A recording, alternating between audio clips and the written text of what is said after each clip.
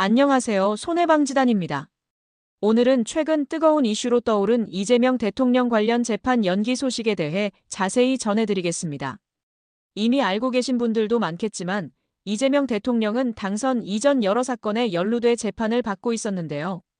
그런데 최근 서울중앙지방법원과 서울고등법원이 연이어 헌법 제84조를 근거로 재판을 연기하면서 정치권과 법조계 모두에 큰 충격을 주고 있습니다.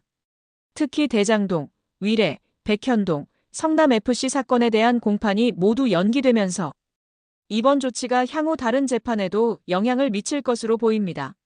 서울중앙지법 형사합의 33부는 6월 24일로 예정돼 있던 이재명 대통령의 재판 일정을 연기한다고 밝혔습니다.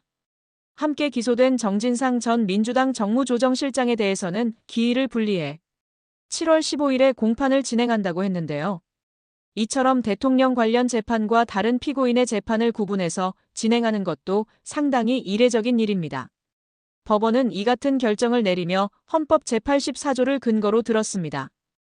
헌법 84조에는 대통령은 내란 또는 외환의 죄를 범한 경우를 제외하고는 재직 중 형사상의 소추를 받지 아니한다고 명시돼 있는데요. 여기서 말하는 소추의 범위에 대해 그동안 다양한 해석이 있었습니다. 일각에서는 이 조항이 기소 자체를 막는 것이고 이미 시작된 재판은 계속될 수 있다고 해석해왔지만 최근 재판부는 다르게 판단했습니다.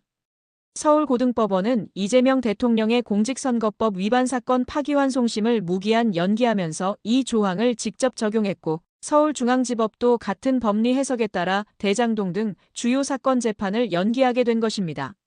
실제로 법원은 기일을 추후 지정으로 돌렸습니다. 이 말은 다음 공판 일정 자체를 정하지 않았다는 뜻으로 사실상 재판이 중단된 셈입니다. 여기서 주목할 점은 이재명 대통령이 기소된 사건이 한두 건이 아니라는 사실입니다. 당선 이전에 이미 총 5건의 사건으로 재판에 넘겨졌는데요. 공직선거법 위반 사건, 대장동 위례 개발 특혜 의혹, 백현동 개발 특혜 의혹, 성남FC 후원금 의혹, 그리고 쌍방울 대북 송금 및 경기도 법인카드 유용 의혹 등입니다. 이 중 공직선거법 사건과 대장동 사건은 이미 재판이 연기됐고 나머지 3건도 같은 방식으로 연기될 가능성이 점차 커지고 있습니다. 특히 대장동 사건은 워낙 국민적 관심이 큰 사건이다 보니 재판 연기 소식에 여론도 들끓고 있습니다. 이 사건은 성남시장 시절 추진된 개발 사업에서 민간 사업자들에게 수천억 원대의 수익이 몰린 구조를 두고 이재명 대통령이 당시 어떤 역할을 했는지가 쟁점이 된 사건입니다. 검찰은 그가 설계에 관여하거나 방조했다고 보고 있고 이재명 대통령은 이에 대해 강하게 반발하며 모든 혐의를 부인하고 있습니다. 그런데 이제 대통령 임기 중에는 해당 재판을 더 이상 진행할 수 없다는 법원의 판단이 나온 것이죠. 대통령의 안정적인 국정 수행을 보장하기 위한 헌법적 장치라는 긍정적인 시각도 있지만 반대로 사법 절차를 회피하기 위한 방패가 되고 있다는 비판의 목소리도 만만치 않습니다. 사실 이 문제는 단순한 재판 연기 이상의 의미를 가집니다.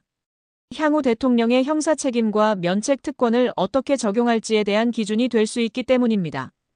현직 대통령이기 때문에 재판을 받을 수 없다는 해석이 굳어진다면 임기 동안은 어떤 혐의가 있어도 법적 판단을 미룰 수 있다는 선례가 될 수 있습니다. 물론 헌법에 그렇게 되어 있다고는 하지만 실제 재판부의 해석과 적용 방식이 이처럼 전면적일지는 예측하지 못한 결과였습니다. 이런 상황에서 국민들의 법 감정은 혼란스러울 수밖에 없습니다. 대통령이라는 이유만으로 재판이 중단되면 법 앞에 만인이 평등하다는 헌법의 또 다른 원칙과 충돌하는 것 아니냐는 지적도 나오고 있습니다. 이제 관심은 다른 재판들로 향하고 있습니다. 위증교사 사건 2심, 경기도 법인카드 유용 의혹 사건, 쌍방울 대북 송금 의혹 재판도 동일한 헌법 조항이 적용돼 중단될 수 있다는 전망이 나오고 있는 가운데 앞으로 사법부가 어떤 결정을 내릴지 주목됩니다. 특히 법원이 계속해서 헌법 84조를 같은 방식으로 적용할 경우 이재명 대통령에 대한 모든 재판이 임기 이후로 넘어가게 될 가능성이 높아졌습니다. 그렇다면 향후 대통령 임기 종료 이후 다시 재판이 재개될 것이고 그 시점에서야 법적 진실이 가려질 수도 있는 상황입니다. 정치적 논란은 더욱 커질 것으로 보입니다. 지금까지 손해방지단이었습니다. 이번 사안은 정치권, 법조계, 국민 모두에게 깊은 고민을 던져주는 사건인 만큼 앞으로도 계속 지켜봐야 할 이슈입니다. 영상이 도움이 되셨다면 구독과 좋아요, 알림 설정 부탁드리고요.